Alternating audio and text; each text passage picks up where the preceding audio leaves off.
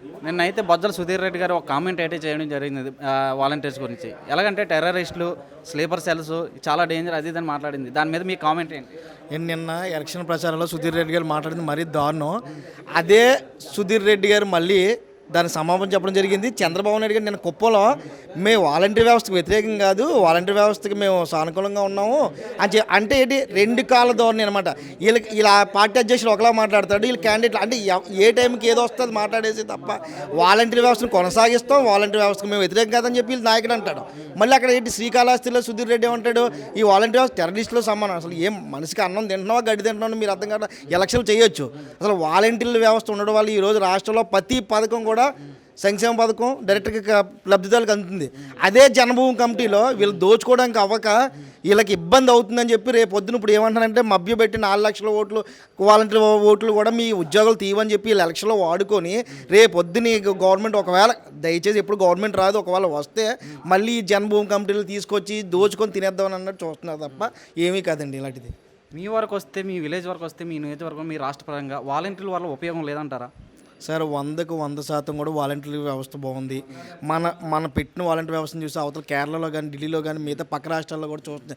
ఏంటంటే ఒక విలేజ్లోని పెన్షన్లు ఇవ్వాలంటే ఒక పంచాయతీ సెక్రటరీ మినిమం 15 డేస్ కాళ్ళు అరిపోయేలా పాపం ఆ లబ్ధిదారులు తిరిగితే ఈవేళ 1వ తారీఖు తెల్లవారుజామున 5 గంటలకి ఇంటికి వచ్చి ఇస్తున్నారు. ఇంతకంటే ఏ తల్లిదండ్రులకైనా కూడా ఎక్కడో ఉంటారు వృద్ధాప్యంలో, వాళ్ళ కొడుకులో కూతులో బయట ఉంటారు. ఈవేళ వాళ్ళకి మంచి చెట్లు చూసి ఒక వాలంటీర్, ఒక తండ్రి, ఒక కొడుకులాగా, ఒక కూతురులాగా వాలంటీర్ వ్యవస్థ తీసుకొచ్చి వాళ్ళకి మంచి చెడ్డ చూస్తారు. ఇలాంటి వ్యవస్థను ఇంకా పక్క రాష్ట్రాల్లో దీన్ని చాలా బాగుందని గర్వంగా చెప్పుకున్నారు. కానీ చంద్రబాబు నాయుడు ఏం చెప్తున్నాడు, ఒక సందర్భంలో వాళ్ళ నాయకుల చేత వాలంటీర్ వ్యవస్థను టెర్రరిస్టులు, గూండాలు, రౌడీలు అని చెప్పేస్తున్నాడు. ఒక్కోసారి మేము వాలంటీర్ వ్యవస్థకు వ్యతిరేకం కాదు కొనసాగిస్తామని చెప్తున్నాడు. ఏంటి ఇదంతా ఎలక్షన్లో లబ్ధి చేర్చుకుని ఎలక్షన్లో వీళ్ళు వాడుకొని చంద్రబాబు నైజం అదే ఎవరైనా వాడుకోడు వదిలేయడం ఆయనకు అలవాటు. ఎలాంటి మహాలు అంటే ఇలాంటి వాళ్ళు కూడా నా కాళ్ళతో నిలిపేద్దాం చూస్తున్నాడు. ఇదంతా బూతకం అనమాట. మరి సుధీర్ రెడ్డి గారు ఆ మాట అన్నారు కదా, వాలంటీర్స్ కరోనా టైంలో వాళ్ళ సేవలు చేశాను వాలంటీర్లు అంటున్నారు. మరి ఎలా ఉంటుంది రెండట్లకి? సార్ ఈవేళ మన గవర్నమెంట్ వచ్చిన తర్వాత 2 సంవత్సరాలు కోవిడ్ టైంలో కూడా పక్క రాష్ట్రంలో వ్యాక్సిన్ వేయాలంటే మినిమము 2 నెలలు 3 నెలలు పెడితే మన రాష్ట్రంలో 15 రోజుల్లో రాష్ట్రం మొత్తం వ్యాక్సిన్ వేశారు.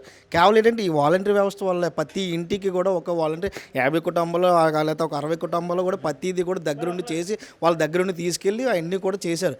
దాన్ని బట్టి వాలంటీర్ వ్యవస్థ వల్ల జనాలు అందరూ కూడా కోరుకుంటున్నారు. మళ్ళీ సుధీర్ రెడ్డి గారికి మీ ప్రజల తరపున ఏం చెప్పదలుచుకున్నారు?